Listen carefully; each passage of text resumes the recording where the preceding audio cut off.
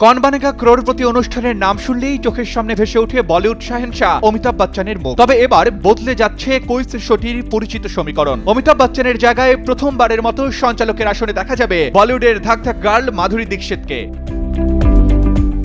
অমিতাভ বচ্চনের উপস্থাপনায় হিন্দি কেবিসির নতুন মৌসুমের প্রচার ঝলক সামনে আসার পর থেকেই দর্শকের মধ্যে তৈরি হয় কৌতূহল। তবে অমিতাভের পরিবর্তে নয়, কौन बनेगा करोड़पতির মারাঠি সংস্করণে দেখা যাবে মাধুরীকে। পদ্মা সেতু, মেট্রো রেল এবং এলিভেটেড এক্সপ্রেসওয়ে নির্মাণের গর্বিত অংশীদার বসুন্ধরা সিমেন্ট। সবচেয়ে বড় চমক, মারাঠি কেবিসির ইতিহাসে তিনিই প্রথম নারী সঞ্চালক।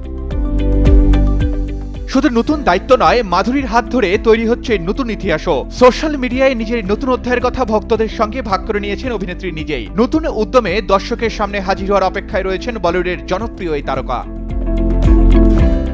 অভিনয়ের পাশাপাশি এর আগেও বেশ কয়েকটি রিয়েলিটি শোয়ে বিচারকের আসনে দেখা গেছে মাধুরী দীক্ষিতকে। তবে এবার দায়িত্বটা একেবারেই আলাদা। শুধু তারকা হিসেবে মঞ্চে থাকা নয়, প্রতিযোগীদের সঙ্গে সরাসরি কথোপকথন, প্রশ্ন আর পুরস্কারের মুহূর্তগুলো সামলাবেন মাধুরী।